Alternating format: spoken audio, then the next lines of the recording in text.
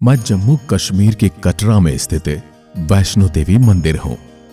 मैं पहाड़ पर स्थित भव्यता व सुंदरता के कारण भी प्रसिद्ध हूं। मेरा स्थान समुद्र तल से 5200 फीट की ऊंचाई पर स्थित है। मैं वही मंदिर हूं जो भारत में तिरुमला वेंकटेश्वर मंदिर के बाद दूसरा सर्वाधिक देखा जाने वाला धार्मिक तीर्थ स्थल है। मैं ही वो मंदिर हूं जिसकी गुफाएं 10 लाख साल से भी ज्यादा पुरानी हैं, जहां स्वयं मां वैष्णो देवी ने अपने कदमों के निशान छोड़े हैं। मेरे यहां तक पहुंचने के लिए 12 किलोमीटर का बेहद कठिन रास्ता तय करना पड़ता है। मैं ही वो मंदिर हूं जहां मां लक्ष्मी, काली और सरस्वती साक्षात विराजमान हैं, जिन्हें वैष्णो देव के रूप में पूजा जाता है। आज मैं आप सभी श्रद्धालुओं को मेरा इतिहास, मां वैष्णो देवी की उत्पत्ति तथा दर्शन के बारे में बताने वाला हूं। सबसे पहले बात करूं मां वैष्णो की उत्पत्ति के बारे में, तो मां वैष्णो देवी की उत्पत्ति के विभिन्न संस्करण हैं, लेकिन आमतौर पर यह माना जाता है कि इस मंदिर की खोज लगभग 700 साल पहले हुई थी। वैष्णो माता का जन्म दक्षिण भारत में रत्नाकर के घर हुआ था। माता के जन्म से पहले उनके माता पिता लंबे समय तक निसंतान रहे। बताया जाता है माता का जन्म होने से एक रात पहले उनकी माता ने वचन लिया था। उनका वचन था कि वो बालिका जो भी चाहे वो उसके रास्ते में नहीं आएंगी। बचपन में माता का नाम त्रिकुटा था। बाद में उनका जन्म भगवान विष्णु के वंश से हुआ, जिसके कारण उनका नाम वैष्णवी पड़ा। तब त्रिकुटा 9 साल की थी।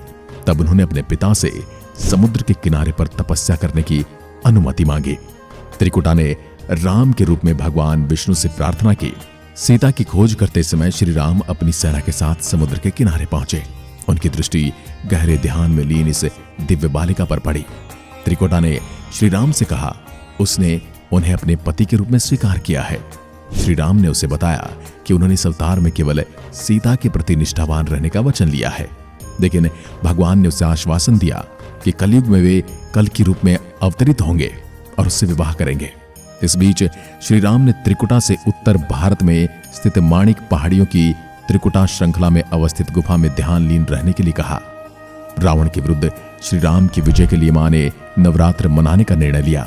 इसलिए उक्त संदर्भ में लोग यहां नवरात्र के 9 दिनों की अवधि में रामायण का पाठ करते हैं। भगवान श्री राम ने वचन दिया था कि समस्त संसार में मां वैष्णो देवी की स्तुति गाई जाएगी। त्रिकुटा वैष्णो देवी के रूप में प्रसिद्ध होंगी और सदा के लिए अमर हो जाएंगी।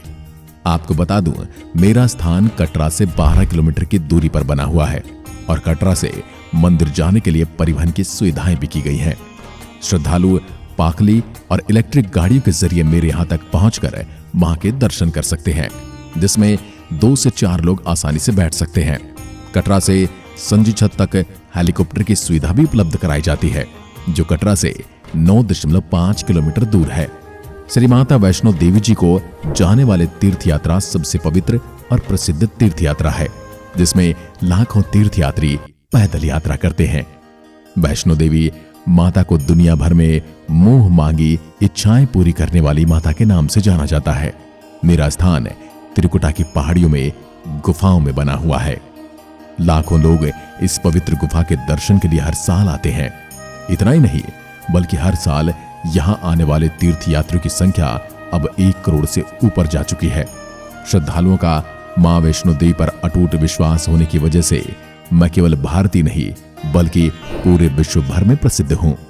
मेरे यहां एक और चमत्कार है कि तीर्थ यात्रा करते समय मां वैष्णो देवी का आशीर्वाद हमेशा श्रद्धालुओं के साथ बना रहता है और इसलिए बूढ़े से बूढ़े यात्री भी इस चढ़ाई को आसानी से पार कर जाते हैं।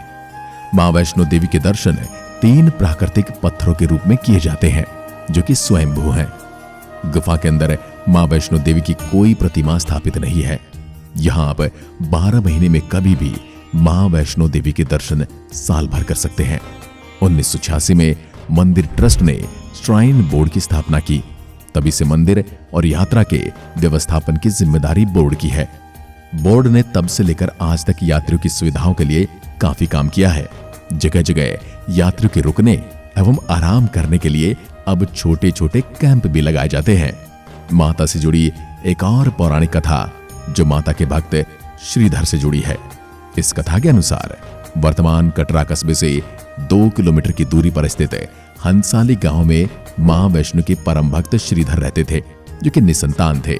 संतान न होने का दुख उन्हें पल पल सताता था।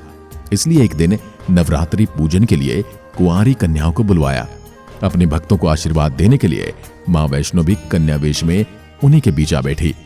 पूजन के बाद सभी कन्याएं तो चली गई, पर मां वैष्णो देवी वहीं रही और श्रीधर से बोली, सबको अपने घर भंडारे का निमंत्रण दे आओ। श्रीधर पहले तो कुछ दुविधा में पड़ गया। एक गरीब इंसान इतने बड़े गांव को भोजन कैसे खिला सकता था, लेकिन कन्या के आश्वासन पर उसने आसपास के गांव में भंडारे का संदेश पहुंचा दिया। साथ ही वापस आते समय बीच रास्ते में श्रीधर ने गुरु गोरखनाथ व उनके शिष्य बाबा भैरवनाथ को भी भोजन का निमंत्रण दे दिया। श्रीधर के इस निमंत्रण से सभी गांव वाले अचंभित थे। वे समझ नहीं पा रहे थे कि वह कन्या कौन सी कन्या है जो इतने सारे लोगों को भोजन करवाना चाहती है। परंतु निमंत्रण के अनुसार सभी एक एक करके श्रीधर के घर एकत्रित हुए। तब कन्या के स्वरूप में मां मौजूद वैष्णो देवी ने एक विचित्र पात्र से सभी को भोजन परोसना शुरू किया। भोजन परोसते हुए जब वह कन्या बाबा भैरवनाथ के पास गई तो उसने कन्या से वैष्णव खाने की जगह मांस भक्षण और मदिरा पान मांगा, लेकिन ये तो संभव नहीं था। फलस्वरूप कन्या रूपी देवी ने उन्हें समझाया कि ब्राह्मण के यहाँ भोजन है, इसमें मांसाहार नहीं किया जाता। किंतु भैरव तो हट करके बैठ गए और कहने लगे कि वह तो मांसाहार भोजन ही खाएंगे। लाख मनाने के बाद भी वो न माने। बाद में जब भैरवनाथ ने उस कन्या को पकड़ना चाहा, तब मां ने उसके कपट को जान लिया और तुरंत ही वायु रूप में बदलकर त्रिकुटा पर्वत की ओर उड़ चली। भैरवनाथ भी उनके पीछे गया। कहते हैं जब मां पहाड़ी की एक गुफा के पास पहुंची तो उन्होंने हनुमान जी को बुलाया और उनसे कहा कि मैं इस गुफा में 9 माह तक तप करूंगी, तब तक आप भैरवनाथ के साथ खेलें। आज्ञा अनुसार इस गुफा के बाहर माता की रक्षा के लिए हनुमान जी ने भैरवनाथ के साथ 9 माह खेले। आज के समय में इस पवित्र गुफा को अर्धकुंवारी के नाम से जाना जाता है। कहते उस दौरान हनुमान जी को प्यास लगी, तब माता ने उनके आग्रह पर धनुष से पहाड़ पर बाण चलाकर एक जलधारा निकाली। उस जल में अपने केश धोए। आज यह पवित्र जलधारा बाण गंगा के नाम से जानी जाती है। जब भी भक्त माता के दर्शन के लिए आते हैं तो इस जलधारा में स्नान अवश्य करते हैं। जलधारा के जल को अमृत तुल्य माना जाता है। कथा के अनुसार हनुमान जी ने गुफा के बाहर भैरवनाथ जी से युद्ध किया, लेकिन जब वे निढाल होने लगे तब माता वैष्णवी ने महाकाली का रूप लेकर भैरवनाथ का संहार कर दिया। भैरवनाथ का सिर कटकर भवन से 8 किलोमीटर दूर त्रिकुट पर्वत की भैरव घाटी में गिरा। उस स्थान को भैरवनाथ के मंदिर के नाम से भी जाना जाता है। कहते हैं क्षमा मांगने पर माता ने भैरवनाथ को ऊंचा स्थान प्रदान किया और कहा, जो कोई भी मेरे दर्शन इन सुंदर वादियों में करने आएगा वह तत्पश्चात तुम्हारे दर्शन भी अवश्य करेगा, अन्यथा उसकी यात्रा पूर्ण नहीं कहलाएगी। यही कारण है कि आज भी लोग माता के दर्शन के बाद बाबा भैरवनाथ के दर्शन करने जाते हैं। मान्यता अनुसार भैरवनाथ को मोक्ष देने के बाद वैष्णव देवी ने 3 पिंड यानी कि सिर सहित एक चट्टान का आकार ग्रहण किया और सदा के लिए ध्यान मग्न हो गई। इस बीच पंडित श्रीधर भी अधीर हो गए। उन्हें सपने में त्रिकुटा पर्वत दिखाई दिया और साथ ही माता की 3 पिंडियां भी, जिनकी खोज करते हुए वह पहाड़ी पर जा पहुंचे। पिंडियां मिलने पर उन्होंने सारा जीवन विधि पूर्वक उन पिंडों को पूजा। उनसे प्रसन्न होकर देवी उनके सामने प्रकट हुई और आशीर्वाद दिया। तब से श्रीधर और उनके वंशज ही देवी मां की पूजा अर्चना करते आ रहे हैं। माता के इन 3 पिंडों का चमत्कारी प्रभाव भी काफी रोचक है। मंदिर में वैष्णो देवी की 3 मूर्तियां महाकाली, महालक्ष्मी और महासरस्वती की पूजा की जाती है। मूर्तियों के चरण 12 मासी बहने वाली बाण गंगा से लाए गए पानी से धोए जाते हैं। आपको बता दूं, मैं भारत के सबसे ज्यादा भक्तों को प्रभावित करने वाला मंदिर हूं। हर साल लाखों श्रद्धालु मंदिर में दर्शन के लिए आते हैं। नवरात्रि जैसे त्योहारों के दौरान भक्तों की संख्या बढ़कर 1-1 करोड़ तक पहुंच जाती है। कुछ लेखकों के अनुसार लगभग $16 बिलियन की वार्षिक आय के साथ भारत के सबसे अमीर मंदिरों में से एक हो। मंदिर हिंदुओं और सिखों दोनों के लिए पवित्र है।